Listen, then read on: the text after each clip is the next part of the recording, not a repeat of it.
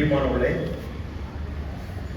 நம்முடைய பிதாவாகிய கடவுளிடமிருந்தும் ஆண்டவராகிய இயேசு கிறிஸ்துவிடமிருந்தும் அனைவருக்கும் கிருபையும் சமாதானம் உண்டாவதாக. ஆமென். திருத்துவ பண்டிகைக்கு பின்வரும் 10ஆம் ஞாயிறாகிய இந்த நாளிலே கர்த்தருடைய வாழ்வழிக்கூடிய வார்த்தையை தியானிக்க தெரிந்து கொள்ளப்பட்ட வேத பகுதி சற்று நேரத்துக்கு முன்பதாக வாசி கேட்ட பரிசுத்த யோவான் எழுதின சுவிசேஷம் 6ஆம் அதிகாரம் வசனங்கள் 22 முதல் 35 வரை அடங்கியிருக்கிறது. ஆண்டவரை நோக்கி நாம் வேண்டுதல் செய்து நாம் செய்தி கேட்டு கடந்து செல்வோம். கிறிஸ்துவின் பிரியமானவர்களே, இந்த நாளின் செய்திக்கு ஒரு தலைப்பாளர் தெரிந்து கொண்ட தலைப்பு எல்லாரும் அறிந்தவனமாகவே ஆண்டவர் சொல்லுகின்ற அந்த வார்த்தையை, Jesus is the bread of life. ஆண்டவராகிய இயேசு கிறிஸ்துவே நம்முடைய ஜீவமாக இருக்கிறார். கிறிஸ்துவின் பிரியமானவர்களே, இந்த நாளிலே நம்முடைய பரிசுத்த பவுல் புத்திரன் திருச்சபைக்கு சிறப்பு விருந்தினராக வந்திருக்கின்ற நம்முடைய ஐஎன்சி ஆம்பூர் சபை சங்கத்தினுடைய செயலாளர் டாக்டர் இமானுவேல் ராஜசேகர் தலைமை ஆசிரியர் ஐயா அவர்களை அன்போடு திருச்சபை சார்பாக வரவேற்கிறோம். தேங்க்யூ ஐயா, ஐயா தமிழ். அதே போல ஆம்பூர் சபை சங்கத்தினுடைய நிதிநிலை குழு உறுப்பினராக இருக்கின்ற அருமை சகோதரர் திருவாளர் நிரஞ்சன் ஐயா அவர்களையும் அன்போடு வரவேற்கிறோம். மற்றவர்கள் ஆம்பூரிலிருந்து அவர்கள் குடும்பமாக வர வேண்டியது இருந்தது. வேறு இன்னொரு நிகழ்ச்சியின் காரணமாக ஐயா அவர்கள் அவருடைய மனைவி பிள்ளைகள் அந்த ரொம்ப உறவினருடைய அந்த நிகழ்ச்சிக்கு போக வேண்டிய கட்டாயம் உள்ள காரணத்தினாலே அவர்கள் அங்கே சென்றிருக்கிறார்கள். ஐயா அவர்கள் இந்த நாளில் வந்திருக்கிறார்கள். மிக சந்தோஷம் ஐயா. மறுபடியுமாக கர்த்தருக்கு நன்றி செலுத்துகிறேன். இதனாலே பிரியமானவர்களே, இந்த நாளின் செய்தியிலே நாம் பார்க்கிற போது யோவான் சுவிசேஷம் 6ஆம் அதிகாரம் 22 71 வரைக்கும் கடைசி வரைக்குமாய் நாம் பார்க்கிற போது அதை 4 பிரிவாக நாம் பிரிக்கலாம். பாட்டாக அது பிரிக்கப்படுகிறது. ஒரு பெரிக்கும் என்று சொல்லி ஒரு சின்ன ஒரு பகுதி என்றார். அதிலே 4 பகுதிகளில் ஒரு பகுதி தான் 22 40 வரைக்குமாய் தேடுதல், சீக்கிங். யாரை தேடினார்கள், யாரை தேடினது என்ற ஒரு காரியம். அடுத்ததாக 41ஆம் வசனத்திலிருந்து 51ஆம் வசனம் வரைக்குமாய் பார்க்கிற போது முணுமுணுத்தார்கள் என்றால் மறுமுறை விஸ்பரிங், அது போன்ற காரியங்களை நாம் பார்க்கிற போது அதை யார் செய்திருக்க முடியும் என்பது நமக்கு நல்லா தெரியும். அடுத்ததாக 52ஆம் வசனத்திலிருந்து 59ஆம் வசனம் வரைக்குமாய் முயற்சி செய்கிறார்கள். என்ன முயற்சி செய்கிறார்கள் என்பது அந்த ஒரு கான்டெக்ஸ்ட் வருகின்ற போது நாம் பார்க்கலாம். ஸ்ட்ரைவிங். கடைசியாக பார்க்கின்ற போது டிபார்ட்டிங். வசனம் 60 முதல் 71 வரை பார்க்கின்ற போது பின்வாங்குதல். கடவுளுடைய உபதேசம் மிக கடுமையானது. அவர் எல்லாருக்கும் வெள்ளக்குட்டியா இருக்கணும், சக்கரக்குட்டியா இருக்கணும்னு சொல்லவே மாட்டார். அவர் நீதி நியாயத்தை செய்ய வந்தார். ஆகவேதான் சிலர் நீதி நியாயமாக நடக்கிறவர்கள் அன்றையும் கர்த்தருக்கு பிரியமாய் நடக்கிற யாரும் துன்பப்படுவார்கள். எல்லாரும் பட்டுதான் ஆகணும். கர்த்தருக்கு பிரியமா இருப்பது துன்பம் வரும். அதை சமாளித்துக் கொண்டு போக அவர் நமக்கு பலம் கொடுக்கிறார். ஆகவே இந்த 4 பிரிவுகளிலே முதல் பிரிவாக நாம் பார்க்கின்ற போது தேடுதல், சீக்கிங் என்ற ஒரு தலைப்பிலே நாம் பார்க்கலாம். கிறிஸ்துவின் பிரியமானவர்களே, இந்த செர்மன் யார் யாருக்கு நடைபெறுகிறது என்று பார்க்கின்ற போது ஆண்டவராகிய இயேசு கிறிஸ்துவுக்கும் அங்கு இருக்கின்ற பொது ஜனத்திற்கும், பொது ஜனம் என்று பார்க்கின்ற போது அங்கே யூதர்கள் இருக்கிறார்கள், யூத மக்கள் இருக்கிறார்கள், மற்ற கிரேக்கர்கள் இருக்கிறார்கள், மத தலைவர்கள் இருக்கிறார்கள். ஆனால் பெருவாரியாக இவர்கள் யூத மக்கள் இருக்கிறார்கள். ஜூயிஷ் டயஸ்போரா என்று சொல்லுகிறோம். அந்த இடத்துல பார்க்கின்ற போது எல்லாரும் மக்கள் கூடியிருக்கின்ற போது ஆண்டவர் அவர்களிடத்தில் பேசுகின்ற ஒரு காரியம் தான் இது. இயேசுக்கும் ஜனங்களுக்கும் மத்தியிலே நடக்கின்ற நீண்ட ஒரு சம்பாஷணை. So the sermon on the bread of life is actually a dialogue between Christ and the people. It is a long discourse between Christ, Jesus Christ and the public. So இந்த காரியத்தை நாம் இப்பொழுது பார்க்கலாம். கிறிஸ்துவின் பிரியமானவர்களே, 6ஆம் அதிகாரம் 22ஆம் வசனத்துல நாம் பார்க்கிற போது, மறுநாளில் கடலின் அக்கறையிலே நின்ற ஜனங்கள் அவருடைய சீஷர் ஏறின அந்த ஒரே படவை தவிர அங்கே வேறு படமும் இருந்ததில்லை என்று, இயேசு தம்முடைய சீஷர்களுடைய கூட படவில் ஏறாமல் அவருடைய சீஷர் மாத்திரம் போனார்கள் என்று அறிந்தார்கள். அங்கே பார்க்கின்ற போது எல்லாரும் போயிருக்கிறார். ஆண்டவர் இயேசுவும் போயிருக்கிறார், அவருடைய சீஷரும் போயிருக்கிறார்கள். ஆனால் அங்கே ஜனங்கள் வருகிறார்கள். அங்கே படகு மாத்திரம் இருப்பதை அவர்கள் பார்க்கிறார்கள்.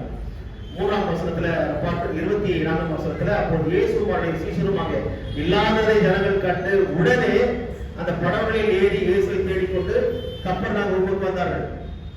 உடனே அங்க இருக்கிற காலி படகுகளிலே ஜனங்கள் எல்லாம் ஏறிக்கொண்டு ஆண்டவரை தேடி வருகிறார்கள். ஆண்டவர் அங்கே இல்லை, எங்க போறார் தெரியல.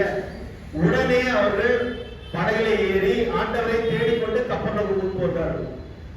என்னப்பா இந்த அளவுக்கு ஒரு தேடல், மனுஷர்களுக்கு இவ்வளவு ஒரு ஆர்வமா, கர்த்தருடைய வார்த்தையை கேட்க ஆர்வமா என்று பார்க்கின்ற போது, ஒரு புறம் அது உண்மை, கர்த்தருடைய வார்த்தை கேட்க வந்தார்கள். அவர்களுக்கு ஒரு பரபரப்பு, ஒரு ஆவல், ஒரு அக்கறை. வாழ்வழிக்கக்கூடிய ஆண்டவரை அவர்கள் தேடுகிறார்கள். வாழ்வழிக்கக்கூடிய ஆண்டவர் வெறும் வார்த்தை மாத்திரமல்ல, சரீரத்துக்கும் தேவையானதை கொடுக்கிறார் என்பது அவர்களுக்கு மிக அதிகமாக பிடித்த ஒரு காரியமாக போகிறது. அவள் தேடுகின்ற நோக்கம் என்பதை மற்றவர்கள் அறிந்து கொள்ளாமல் போனாலும் கூட ஆண்டவர் நன்றாக அறிந்தார். இயேசு அவருடைய உள்ளத்தை அறிபவர். அவர் அவரிடம் கண்டது என்ன? 25ஆம் வசனத்துல அவர் போய் அங்க நின்று இருக்கிற அந்த மக்களை பார்த்து, அந்த மக்கள் ஆண்டவரிடத்துல கேட்கிறார்கள், ரவி எங்க நீங்க போயிருக்கீங்க, எப்பொழுது என்று கேட்டார். உங்களை நாங்கெல்லாம் எங்கெங்கயோ தேடி இருக்கிறோம், நீங்க வந்துருக்கிறீங்களா, உங்களை தேடிதான் நாங்க வந்தோம். So seeking is very very important. மத்தேயு 7:7 பார்க்கின்ற போது என்ன? முதலாவது கடலுடைய ராஜ்யத்தை, முதலாவது இல்ல 7:7னா கேளு என்று நாம ஞாபகம் வச்சுக்கணும். மத்தேயு 7:7னா கேளு 7:7 கேளு நல்லா ஞாபகம் வச்சுக்கோ. இது நிமானிக்கெல்லாம் நம்ம வந்து மனசுல வச்சுக்கலாம். கேளுங்கள் அப்பொழுது உங்களுக்கு கொடுக்கப்படும், தேடுங்கள் அப்பொழுது கண்டடைவீர்கள், தட்டுங்கள் அப்பொழுது திறக்கப்படும். தேடுங்கள் கண்டடைவீர்கள். ஆகவே கர்த்தருடைய வசனத்தின் பிரகாரமாக அவர்கள் தேடுகிறார்கள். ஆனால் அவர்கள் தேடி வந்த நோக்கம் என்பதை கர்த்தர் அறிந்தார். நீங்க எல்லாம் என்னுடைய வார்த்தை கேட்கறது மாத்திரம் இல்ல, உங்களுக்கு வந்து இலவசமா சாப்பாடு போட்டது ஞாபகம் இருக்குல்ல, அதனால மறுபடியும் கிடைக்கும், அந்த சாப்பாடு உங்களுக்கு தேவை என்று என்பதற்காக நீங்கள் வந்துட்டீங்கன்னு சொல்றாரு.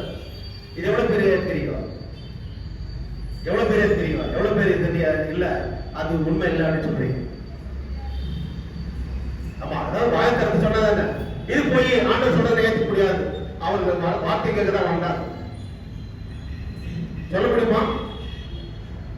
எது சொன்னாலும் தப்பா போயிடும், எதுக்கு அமைதியா தரலாம், ரொம்ப சேஃப் ஜோன்ல இருக்கிறீங்க. ஏதாவது சொல்லிதான் இல்லையா? ஏதாவது சொல்லி. ஆனால் ஆண்டவர் அவருடைய உள்ளத்தை அறிந்தவர். அவர் என்ன சொல்றாரு? 26ஆம் வசனத்துல இயேசு அவர்கள் பிரதித்திரமாக, நீங்கள் அற்புதங்களை கண்டதினால் அல்ல, நீங்கள் அப்பம் புசித்து திருப்தி ஆனதினாலே என்னை தேடுகிறீர்கள் என்று மெய்யாகவே உங்களுக்கு சொல்லுகிறேன். புரிஞ்சுங்களா? நான் சொல்லல, ஆண்டவர் சொல்றேன். அதற்காக தான் நீ தேடுறீங்க. மறுபடியும் வருவீங்க, வார்த்தை கேட்பீங்க, மறுபடியும் சாப்பாடு. ஃப்ரீயா இருந்தா மற்ற காரியம் தான் ஆகுது இல்லையா? ஃப்ரீயா சாப்பாடு போட்டா இன்னைக்கு நிலைமை என்ன ஆகுது? வேலைக்கு போக முடியாது. சோ அந்த அவர்கள் விரும்பி வந்த அந்த கூட்டம் அற்புதத்தை அல்ல, விசுவாசத்தோடு அவர்கள் வந்து வார்த்தை கேட்க வேண்டும் என்பது ஒரு சில, அதாவது பர்சன்டேஜ் இருக்கலாமே தவிர முழுமையான அளவுக்கு அவர்கள் அதற்காக வரவில்லை, சாப்பாட்டுக்காக தான் வந்திருக்காங்க. அற்புதத்தை அவர் செய்வார், அடையாளத்தை செய்வார், அதை பார்த்து அதிலே நாம் பங்கு பெற்றுக் கொள்ளலாம். அற்புதம் செய்து 5 அப்பம் 2 மீன் வந்து 5000 பேர் கொடுத்தாருல, 20,000 பேர் சாப்பிட்டாங்கன்னு சொன்னாங்க. சோ அது போல மறுபடியும் செய்வாரு. எப்பவுமே நமக்கு ஃப்ரீயா கிடைக்கும் இல்லையா? So now their motive was to get fed by our Lord Jesus Christ. அது மட்டுமல்ல, their interest had degenerated to the level of food. எந்த அளவுக்கு அவர்கள் பரப்பார், சோறு இருந்தால் போதும் எங்களுக்கு, சோறு கண்ட இடம் சொர்க்கம் அப்படின்னு சொல்லுவாங்க இல்லையா? ஏசாமி இருந்தார், அவரு போஷிக்கிறது மாத்திரம் அல்ல, வார்த்தை சொல்வது மாத்திரமல்ல, அவர் போஷிக்கும் செய்கிறார். அதனால இப்போ நமக்கு கிடைக்கும். ஆனால் கிறிஸ்துவின் பிரியமானவர்களே, 27ஆம் வசனத்துல பாருங்கள், அழிந்து போகிற போஜனத்திற்காக அல்ல, நித்திய ஜீவன் வரைக்கும் நிலையில் இருக்கிற போஜனத்திற்காகவே கிரியை நடப்பியுங்கள். அதை மனுஷகுமாரன் கொடுப்பார், அதை பிதாவாகிய தேவன் முத்திரைக்கிறார். அழிந்து போகக்கூடிய அந்த ஒரு போஜனம், அதற்காக நீங்கள் ஏன் பிரயாசப்படுகிறீர்கள்? என்றைக்கும் அழியாது இருக்கின்ற நித்திய ஜீவனை கொடுக்கின்ற அந்த போஷிப்பு இருந்திருப்பாங்க, அந்த போஜனத்திற்காக நீங்கள் ஆசைப்படுங்கள். அது யார் என்றால், ஆண்டவராகிய இயேசுவே, அவரே வானத்திலிருந்து இறங்கி வந்த அப்பம். கிறிஸ்துவுக்குள் பிரியமானவர்களே, போஷிக்க இயேசு போதும் என்று சொல்லி சொல்வார்கள். நாம் உயிர் வாழ சாப்பிடுகிறோமா அல்லது சாப்பிட உயிர் வாழ்கிறோமா? சில கேள்விகள் சொல்லிதான். நாம் உயிர் வாழ சாப்பிடுகிறோமா, சாப்பிட உயிர் வாழ்கிறோமா? உயிர் வாழ சாப்பிடுகிறோம். கிறிஸ்துவுக்குள் பிரியமானவர்களே, சாப்பாடு இல்லாம நம்ம உயிர் வாழ இருக்க முடியாது. Most of our earnings will go for food. இல்லையா?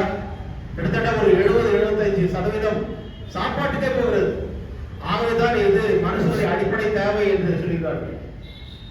மனுஷன் ஒரு வீடு இல்லாம கூட இருக்கலாம், ஒரு ட்ரெஸ் ஏதோ கிழிஞ்சது கந்தி ஏதோ போட்டு இருக்கலாம், ஆனா சாப்பிடாம இருக்க முடியாது. ஆகவேதான் இது அடிப்படை தேவையில ஒரு பகுதியாக வருகிறது. Basic need of every human being is food, clothing and shelter. உடை, உணவு, உடை, உறைவிடம். ஆகவே உணவு என்பது மிக முக்கியமானது. கிறிஸ்துவுக்குள் பிரியமானவர்களே, பெங்களூருடைய கான்டெக்ஸ்ட் பத்தி நான் சொல்லும்போது, இன்னைக்கு நிறைய ஹோட்டல்ஸ் வந்துச்சு. எந்த ஒரு புது லெவல்ல நிறைய ஹோட்டல் எல்லாம் நான்வெஜ் ஹோட்டல் ஆயிடுச்சு. பக்கத்திலேயே ஹாஸ்பிட்டல், பக்கத்திலேயே. இங்க நல்லா வயிறு குட்டை சாப்பிட்டு வெளியே பிரச்சனை. அதாவது சாப்பிட்டே அதிகமான பிரச்சனையே சம்பாதித்து கொண்டவர்கள் உண்டு, உயிர் வாழ சாப்பிடுவர்களும் உண்டு. உடல் நலத்தை கட்டி காத்து வாழ வேண்டும். இது கடவுள் கொடுத்த சரீரம், கடவுள் கொடுத்த ஜீவன் என்று சொல்லி ஒரு பேலன்ஸ்டு டயட், ஒரு சரி மிகுந்த உணவை உட்கொண்டு வாழவர்களும் உண்டு. ஒருவேளை சாப்பிடணும்னா என்ன சொல்லுவாங்க? யோகி சொல்லுவாங்க. இப்போ நீங்க போய் யோகி ஆதித்யநாத் கிட்ட ஒருவேளை சாப்பிட கேட்டா, இல்ல அவர் யோகி கிடையாது இல்லையா? உண்மையான யோகிகள் ஒரு வேளை சாப்பிட சொல்றாங்க, 2 வேளை சாப்பிடுறவங்க நியோகி, 3 வேளை சாப்பிடுறவர்கள் யாரும் 3 வேளை சாப்பிட. நம்ம சாப்பிடுறோமா 3 வேளை? நமக்கு ஒரு பேர் உண்டு, என்ன? ரோகி என்றார்கள், நோயாளிகள் என்று சொல்லி. அதிகபட்சமான நோயை நமக்கு வருவதற்கு காரணம் சரியானபடி ஜீரணம் ஆவதற்கு முன்பதாகவே சாப்பிடுவது காரணத்தினால. ஜீரணம் ஆவதுக்கு முன்னாடி நம்ம சாப்பிடுறதுனால என்ன ஆகுதுன்னா அஜீரணம் ஏற்படும். இன்டைஜஷன் லீட்ஸ் டு கான்ஸ்டிபேஷன். அதுதான் பல வியாதிகளுக்கு காரணமாக இருக்கிறது. அடுத்து 4 வேளை சாப்பிடுவதன் ரோகி, அவனுடைய எதுவுமே இருக்காது, சாப்பிடுறதுதான் வேலையை. எனக்கு தெரிஞ்சவர் ஒருத்தர் பெங்களூர்ல இருப்பார். அவரும் ஒருத்தர் சர்ச்சு, சர்ச்சு அவர் நிறைய அடிக்கடி சாப்பிடுவாரு. பெயர் மட்டும் கேட்காது, சொல்ல மாட்டேன், அடிக்கடி சாப்பிடுவாரு. சின்ன பிள்ளைங்க தான் அடிக்கடி கேட்பாங்க, அதோட இதோட சொல்லி நொறுக்கு தேடி நொறுவாள் மற்ற இதெல்லாம் சாப்பிட மாட்டாங்க. அது போல நிறைய சாப்பிடுவார். ஆகையால பகல் நேரத்திலே அவர் நிறைய தூங்குவார்.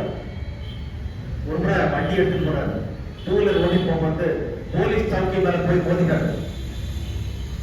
புரிச்சுங்களா? போலீஸ் அந்த சர்க்கிள் நிக்கிறாங்கல்ல, அது மேல போய் மோதிட்டாரு. போலீஸ் உள்ள உட்கார்ந்தவா ஜோரா மோதிடுவா, வெளியே அடிச்சுட்டு முடிச்சு வெளியே வந்து, என்ன யார் ஓட்டுற நீ வண்டி, என்ன கடுத்த இல்லையா, ஏன் என்ன சொல்லி குடிச்சிருக்கிறியா அப்படின்னு கேட்டோம்னா அவன் சொன்னார், இல்ல சார் நான் தூங்கிட்டேன். டிராபிக்ல ஓட்டும் போது தூங்கிட்டாரு. கிறிஸ்துக்குள் பிரியமானே, தூங்கிட்டாருன்னா அவர் அதிகமா சாப்பிடுறது நிமித்தமாகத்தான்.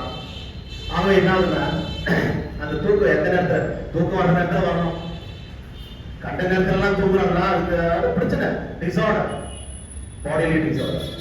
அது போன்ற நிலைமைகள் எல்லாம் ஏற்படுகிறது. கிறிஸ்துக்குள் பிரியமானே, Jesus Christ pointed out that there are two kind of food. The food for the body, food for the soul. சரீரத்திற்கு தேவையான ஒரு உணவு, ஆத்மத்திற்கு தேவையான ஒரு உணவு இல்லையா?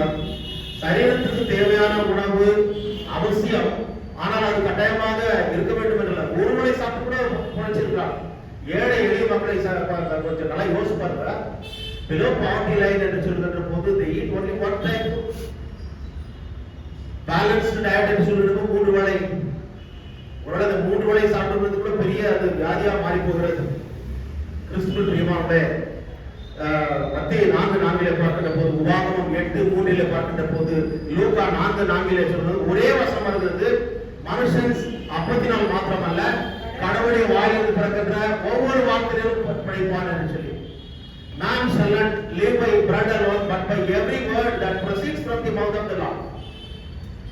ஆகவே கிறிஸ்துவுக்குள் பிரியமானவர்களே, we should be concerned more with our inner man and inner soul இல்லையா? அதற்காக நாம் அதாவது கவலைப்பட வேண்டும், அக்கறை கொள்ள வேண்டும், அதிலே வளர்ந்து பெருக வேண்டும் என்று சொல்லி கர்த்தர் விரும்புகிறார். that is very very essential and must for our life. ஆகவே இவர்களுக்கு என்ன செய்வது என்று தெரியவில்லை. அழிந்து போகிற போஜனத்திற்காக அல்ல, நித்திய ஜீவனை வரைக்குமா நிலைநிற்கிற போஜனத்திற்காக கிரியை நடப்பீர்கள் என்று சொல்கிறது. அப்படி என்றால் நாங்கள் என்ன செய்ய வேண்டும் என்று சொல்லி அவரிடத்தில் கேட்கிறார்கள். தேவனுக்கு ஏற்ற கிரிகளை நடக்கும்படி நாங்கள் என்ன செய்ய வேண்டும் என்று சொல்லி 28ஆம் வசனத்திலே கேட்கிறார்கள். கேள்வி கேட்க வேண்டியது நல்லதானே? அவர் சந்தேகம் இருக்கிற போது அந்த கேள்விக்கு பதிலை ஆண்டவர் சொல்கிறார். எந்த இடத்துல அவர் தட்டி கழிக்கவே இல்லை. அவருடைய சந்தேகத்தை அவர் பூர்த்தி செய்கிறார். 29ஆம் வசனத்தை பாருங்க. இயேசு அவர்கள் பிரதித்திரமாக, அவர் அனுப்பினவரை நீங்கள் விசுவாசிப்பதே தேவனுக்கு ஏற்ற கிரியா இருக்கிறது என்றார். அதற்கு அவர்கள், அப்படியானால் உங்களை விசுவாசிப்படி நாங்கள் காணத்தக்கதாக நீர் என்ன அடையாளத்தை காண்பிக்கிறீர், எண்ணத்தை நடப்பிக்கிறீர்? கிறிஸ்துவுக்குள் பிரியமானவர்களே, இது ரொம்ப வித்தியாசமான ஒரு அனுபவத்தை இங்கே அவர் பெறுகிறார். 1 கொரிந்தியர் 1:22 பார்க்கின்ற போது அங்கே ஒரு வசனம் சொல்லப்பட்டிருக்கிறது. யூதர்கள் அடையாளத்தை தேடுகிறார்கள், அடையாளத்தை கேட்கிறார்கள். கிரேக்கர்கள் ஞானத்தை தேடுகிறார்கள். நாங்களோ சிலுவையில் அறையப்பட்ட ஆண்டவராகிய இயேசு கிறிஸ்துவை உங்களுக்கு அறிவிக்கிறோம். that is ministry. அப்போ இவர்கள் யாரு? யூதர்கள். இவர்கள் அடையாளத்தை கேட்கிறார்கள். அப்போ நீதான் அவர் என்றால், வானத்திலிருந்து வந்தவர் என்றால், தேவனுக்கு ஏற்ற கிரியைகளை உங்களுமாக தான் நடப்பிக்க வேண்டும் என்றால் என்ன அடையாளம்? what is the sign that you are going to show us? come on, கேட்கிறார்கள். அப்பொழுது ஆண்டவர் சொல்லுகின்ற ஒரு காரியத்தை, ஏதாவது நீங்க சயின்ஸ் அண்ட் வண்டர்ஸ் அதை பார்க்கறதுக்கு தான் வந்துட்டாங்க ஆண்டவர் தெரியும். ஆகவே 31ஆம் வசனத்திலே, வானத்திலிருந்து அவர்களுக்கு அப்பத்தை புசிக்க கொடுத்தார் என்று எழுதியிருப்படி, நம்முடைய பிதாக்கள் வனாந்தரத்தில் மன்னாவை புசித்தார்களே என்றார்கள். அவர்களுக்கு ரெடியா இருக்குல்ல. பழைய ஏற்பாட்டில் எகிப்திலிருந்து அவர்கள் கானாவுக்கு வருவதற்கு முன்னதாக அந்த 40 வருட காலம் அவர்கள் போஷிக்கப்பட்டார்கள். வானத்திலிருந்து அப்பத்தை கடவுள் கொடுத்தார், வானத்திலிருந்து காடையை அவர்கள் கொடுத்தார். அப்பமும் மாம்சமும் அவர்களுக்கு கொடுக்கப்பட்டது. வானத்திலிருந்து கொடுக்கப்பட்ட அந்த அப்பம் போல நீ இப்ப செய்ய முடியுமா? வாங்க, இந்த அடையாளம் கேட்கிறார். தேவனாகிய கர்த்தரை நீ பரீட்சை பாராதிருப்பாயாக என்று எழுதியிருக்கிறது. இங்கே இவர்கள் செய்கிற காரியம் இப்படி செய்து காட்டு, நாங்கள் நம்புகிறோம் என்ற அந்த ஒரு காரியம் கேட்டார். கிறிஸ்துக்குள் பிரியமானவர்களே, ஆண்டவர் இயேசு கிறிஸ்து 32ஆம் வசனத்தில் சொல்கிறார், இயேசு அவர்களை நோக்கி, வானத்திலிருந்து வந்த அப்பத்தை மோசே கொடுக்கவில்லை. யார் கொடுத்தது? என் பிதாவே வானத்திலிருந்து வந்த மெய்யான அப்பத்தை உங்களுக்கு கொடுக்கிறார் என்று சொல்றார். கொடுக்கிறார். அது it is not a finished statement. It is going to be, இல்லையா? நடக்க போகிற காரியத்தை அவர் சொல்கிறார். கொடுக்கிறார் என்றால் அவர்தான். ஏற்கனவே கொடுக்கப்பட்டது எது? சரீர பிரகாரமாக அவர்களுக்கு திருப்தி அளிக்கக்கூடிய மன்னா, காணை. அது அவருடைய சரீரத்திற்கு போதுமானதாக இருந்தது. ஆனால் அந்த மன்னாவோ அந்த காணையோ இன்றைக்கு வாசிக்கிட்ட பழைய ஏற்பாட்டிலே நாம் பார்க்கின்ற போது, பழைய ஏற்பாடு யாத்திராவும் 16:2-15 வரைக்கும் பார்க்கின்ற போது அங்கே அவர்கள் அந்த சீன் வனாந்தரத்துக்கு வருகிறார்கள். 75 நாட்கள் அவர்கள் பிரயாணம் பண்ணி அந்த சீன் வனாந்தரத்தில் வந்து சேர்கிறார்கள். அந்த 75 நாளும் கடவுள் அவர்களை போஷித்திருக்கிறார். ஆனா அவங்க சொல்லுகிற காரியம் என்ன? எங்களுக்கு சாப்பாடு இல்ல, எங்களுக்கு தண்ணி இல்ல, எங்களுக்கு மாம்சம் இல்ல. முறுமுறுக்க ஆரம்பிக்கிறார்கள். கிறிஸ்துக்குள் பிரியமானவர்களே, இன்றைக்கு நாமும் கூட முறுமுறுக்க அநேக காரியங்களில் முறுமுறுக்கிறோம். எங்களுக்கு சாப்பாடு இல்லை என்று சொல்லி அவர்களும் ஆரோனுக்கு விரோதமாக, மோசேக்கு விரோதமாக முறுமுறுத்தார்கள். ஆனால் கர்த்தருக்கு விரோதமாக முறுமுறுத்தார்கள் என்று சொல்லி அங்கே நாம் பார்க்கிறோம். அதை அவர் கர்த்தர் கேட்டார்.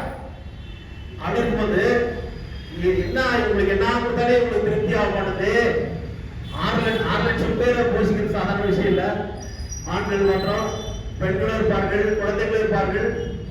ஆனால் 75 நாள் அவர்கள் they enjoyed food and drinks from God. எல்லாவற்றையும் பெற்றுக்கொண்ட பிறகும் எங்களுக்கு இன்னும் ஆகாரம் இல்லையே, இன்னும் எங்களுக்கு, அதாவது நாங்க அங்கேயே இருந்ததுனால எகிப்திலேயே நாங்க எல்லாம் அந்த வசனம் எடுத்து பாருங்க, ரொம்ப வித்தியாசமா இருக்காது. படிக்குமா? 2ஆம் வசனத்துல 3ஆம் வசனத்துல 16 யாத்திராகம்,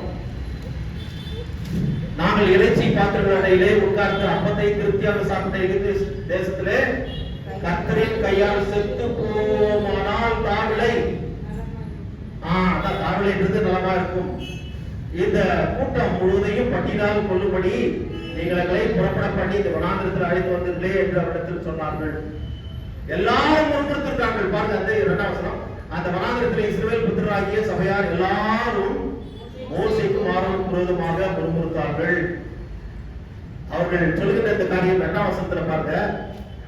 8ஆம் வசனத்துல பின்பகுதியில கர்த்தருக்கு விரோதமாய் நீங்கள் முறுமுறுத்த உங்கள் முறுமுறுப்புகளை அவர் கேட்டார். நாங்கள் எம்மாத்திரம் உங்கள் முறுமுறுப்புகள் எங்களுக்கு அல்ல, கர்த்தருக்கே விரோதமாக இருக்கிறது. கர்த்தர் பொறுமைசாலி, ஒரு மனதிற்கு முடியவர். அதே நேரத்தில் அவர் அடிக்கிற கடவுள். The Lord who smites us. யாவே மாக்கே என்ற வார்த்தை அது நிறைய பேர் யூஸ் பண்ண மாட்டாங்க. அடிக்கிற கடவுள் இல்லையா? அடிக்கிற கடவுள், அடிக்கிற சார பதவியோட சிறிய ஹெட்மாஸ்டர். யூஸ்வலா டீச்சர் அடிப்பாங்க, ஹெட்மாஸ்டர் இல்லாம அட்மினிஸ்ட்ரேஷனை பார்க்கிறோம். சோ ஆனால் கடவுள் அடிக்கிறவர். ஏன்னா அது கரிசனை உள்ளவர். அடிக்கிற கடவுள் தான் அனைத்து கொள்கிற கடவுளாக இருக்கிறார். பிரியமானவர்களே, இங்கே பார்க்கிற போது நான் அங்கேயே இருந்துக்கலாம். ஆனா அவர்கள் they lost their religious life, they lost their social life, they lost everything. ஃப்ரீடமே கிடையாது. எப்படி இருந்தது எகிப்துல? ஆனா சொல்றாங்க அந்த இறைச்சி பாத்திரம் அங்கேயே தான், கிச்சன்லேயே தான் இருக்கும். நிம்மதியா சாப்பிட்டு அங்கேயே செத்து போயிருந்தாங்க. உங்களை வனாந்திரத்தை சாவடிக்கும்படி நீ கொண்டு வந்து சரியா இருக்கு. எல்லாம் கல்வியில் எடுத்துக்கணும். அவரை நடத்துவது சாதாரணமான விஷயத்தை அவர் முறுமுறுத்ததை கேட்டு அவர் பொறுமையாக நடத்தார்கள். ஏதோ பிரச்சனை வருது அப்படின்றதுக்காக லீடர்ஷிப் குவாலிட்டி விட்டுட்டு நம்ம போடுவார். ஐயோ எப்பவும் பிரச்சனைகள் மத்தியிலே அதை சமாளித்து வருவார்கள். அவர்கள் தான் உண்மையான தலைவர்கள். ஏதோ ஒரு சர்ச்சில் பிரச்சனை ஆச்சு, நான் அந்த மாதிரி பிரச்சனை நான் எடுத்துக்க மாட்டேன்னு சொல்றது கிடையாது. பிரச்சனைகள் எல்லா இடத்துலயும் வரும். ஏன் சாமி சொல்ல போனா கூட நியாயம் யாரு சீஃப் பிரைஸ் வேதபாரர்கள், பரிசேயர்கள், சதுசேயர்கள். ஆகவே கிறிஸ்துவுக்குள் பிரியமானவர்களே, பிரச்சனைகள் என்று வருகின்ற போது அதை சமாளிக்க மோசேயிடத்தில் நாம் கற்றுக்கொள்ள வேண்டும். அடுத்தது அவர் சொன்ன பிரகாரம் விடியற் காலையிலே நீங்கள் அனைவரும் திருப்தி அடைய உங்களுக்கு மன்னா கொடுக்கப்படும். சாயங்காலத்துல காளைகள் இல்லையா? பாருங்க, அந்த 8ஆம் வசனத்துல இருந்தது. அதே போல 13ஆம் வசனத்துல காளைகள் வந்து விழுந்து எல்லாம் பாளையத்தை சுற்றி கொண்டது. பிறகு 14 அத பனி பொய்திருக்கிறது. பனி போல இந்த மன்னா பொய்திருக்கிறது. சோ எல்லாவற்றையும் எடுத்து இவர்கள் சாப்பிட வேண்டும், சந்தோஷமா இவர்கள் சொல்றார். முறுமுறுத்த ஜனத்திற்கு, அதாவது வணங்கா கழுத்துள்ள ஜனங்களுக்கு, அதாவது என்ன சொன்னாலும் திருந்தாத ஜென்மன்றதுதான் அர்த்தம். வணங்கா ஸ்டிஃப் நெக்ட் பீப்புள் என்றால் ஏதா சொன்னாலும் சரி நாய்வால நிறுத்த முடியுமா அப்படின்னா ஆனாலும் கூட கடவுள் அவர்களை கைவிடாமல் நடத்தினார். இதுதான் கிருபை. கடவுள் எவ்வளவு கரிசனை, அவரை விட்டா நமக்கு வேற கதியே கிடையாது. So he is our only source of life. ஆகவே தான் இங்கே மோசே சொல்ற 14 வசனத்துல மோசே அவர்களை நோக்கி கடைசி வசனம் 15ல, இது கர்த்தர் உங்களுக்கு புசிக்க கொடுத்த அப்பம், அந்த அப்பம் தான் இங்கே ஆண்டவராகிய இயேசு கிறிஸ்து சொல்லுகிறார். கிறிஸ்துவுக்குள் பிரியமானவர்களே, 32ஆம் வசனம் 33ஆம் வசனத்துல இயேசு அவர்களை நோக்கி, வானத்திலிருந்து வந்த அப்பத்தை மோசே உங்களுக்கு கொடுக்கவில்லை, என் பிதாவோ வானத்திலிருந்து வந்த மெய்யான அப்பத்தை உங்களுக்கு கொடுக்கிறார் என்று சொன்னார். கொடுக்கிறார் என்று யார் சொல்கிறது? ஆண்டவர் அவரே சொல்லுகிறார். வானத்து அப்பம் அவர்தான். He is the bread of life. இவரே ஜீவ அப்பம். ஆண்டவராகிய இயேசு கிறிஸ்து ஜீவ அப்பம். அவர் மெய்யாகவே மெய்யாகவே என்று சொல்றது he gives more stress on that particular word. அதை உறுதி செய்கிறார். வானத்திலிருந்து வந்து உலகத்துக்கு ஜீவனை கொடுக்கிற அப்பம் ஆண்டவராகிய இயேசு கிறிஸ்து. Now people are seeking that bread of life. இல்லையா? இப்போ எங்களுக்கு அதை கொடும் என்று அவர்கள் கேட்கிறார்கள். எங்களுக்கு இப்ப கொடு சாமி. அப்போ எப்படி எடுக்க முடியும்? ஏசாமி ஒரு பீஸா எடுக்க முடியுதா? அவர் வார்த்தையானவர் மாம்சமாகி கிருபையும் சத்தியம் நிறைந்தவராய் நம்மிலே வாசம் செய்தார். அதை சீஷர்கள் கண்டார்கள். இப்பொழுது அந்த ஜனங்கள் காண்கிறார்கள். ஆகவே அவருடைய வசனத்தை அவர்கள் முழுவதோடு ஏற்றுக்கொள்ள வேண்டும், அவரை பின்பற்ற வேண்டும். அதுதான் தேவனுக்குரிய கிரியை. புரிஞ்சுக்கல? அதை விட்டுட்டு மோசே எங்களுக்கு வானத்திலிருந்து கொடுத்தாருன்னா, மோசே இல்லப்பா, என்னுடைய பிதா கொடுத்தாரு. இப்ப கொடுக்க போகிறது அந்த வானத்தப்பம் நான் என்பதை அவர் சொல்லுகிறார். நான்.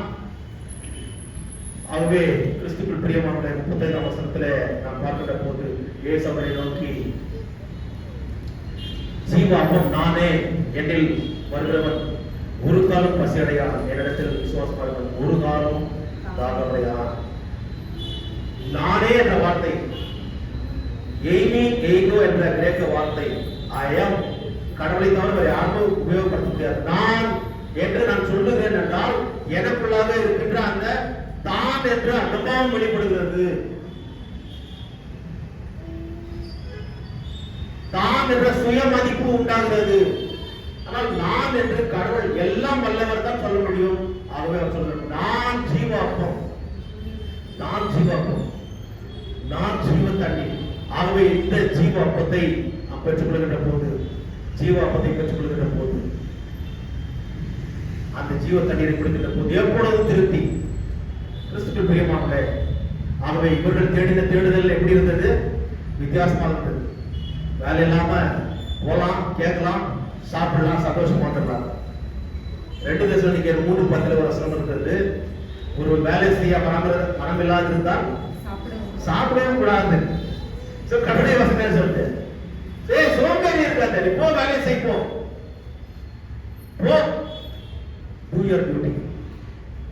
அதே நேரத்தில் சரீர பிரகாரமாக நீ அதை தேடு, சரீரத்தில் நீ வளர்ந்து பெருகு, ஆவிக்குரிய காரியத்தில் வளர்ந்து பெருக வேண்டுமானால் மனுஷன் அப்பத்தினால் மாத்திரமல்ல கடவுளுடைய வாயிலில் பிறக்கிற ஒவ்வொரு வார்த்தையினாலும் பிழைப்பான்.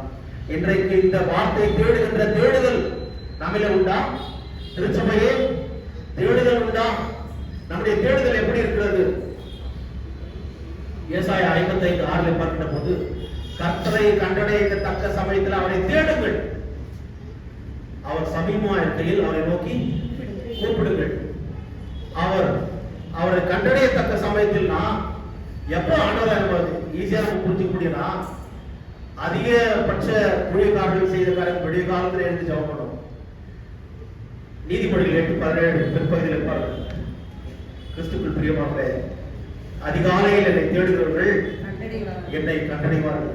அதிகாலையில் தேடுகின்ற ஒரு தேடுதல் உங்களுக்கு உண்டா? திருச்சபையே வேண்டும். அதிகாலையிலே ஜெபிக்கின்ற ஒரு காரியம். நீங்கள் ஜெபித்து பாருங்கள், பெரிய காரியத்தை ஆண்டவர் செய்வார். உடைய ஆவிக்குரிய காரியத்தில் நீங்கள் வளர்ந்து பெருகுவீர்கள். வார்த்தையிலே கர்த்தருடைய வார்த்தை மாத்திரமே உங்களை நித்தியத்துக்கு கொண்டு செல்லும். Those who seek me early in the morning diligently will find me. So எரேமியா 15:16 பார்க்கிற போது the word of God is the heavenly bread that nourishes our soul and spirit. அந்த கர்த்தருடைய வார்த்தை நம்ம எந்த அளவுக்கு நம்மை பலப்படுத்துகிறது. இந்த வார்த்தையை கேட்கறதுக்கு நம்ம ரொம்ப தயக்கப்படுறோம். இன்னைக்கு அநேகர் இந்த வார்த்தை கேட்க தயங்குவதன் காரணத்தினாலே இன்றைக்கு உலகம் தலைகீழாக போய் கொண்டிருக்கிறது.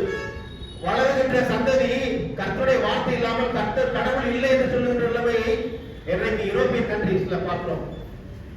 ஐரோப்பிய தேசங்களிலே இங்கிலாந்து தேசத்தில் சொல்லுகின்ற போது 20 வயசுக்குள்ள கடவுள் இல்லைன்றான். காரணம், இன்றைக்கு திருச்சபையே போதர்களும் பொறுப்பாளர்களும் திருச்சபையும் சீக்கிரம் முடிச்சா போதும். ஒரு ஆபரவர் கேட்கக்கூடாதா கர்த்தருடைய வார்த்தை ஒரு வாரத்துக்கு? ஜீவ அப்பம் இருக்கு. அது என்ன, அதாவது ஒரு ஊர்காய் மரம் தொட்டுன்னு சொல்றாங்க. Is not a pickle, is a delicious food.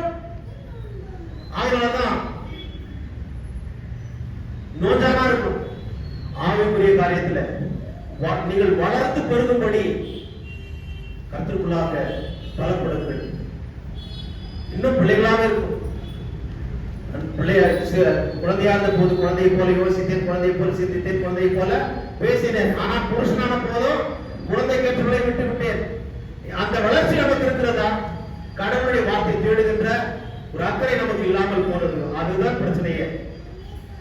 ஆகவே கிறிஸ்துவின் பிரியமானவர்களே, நம்முடைய பிள்ளைகள், பெற்றோர்களாகிய நாம் கடவுளை தேடுகிறோமா? நாம் தேட நம்முடைய பிள்ளைகள் தேட மாட்டார்கள்.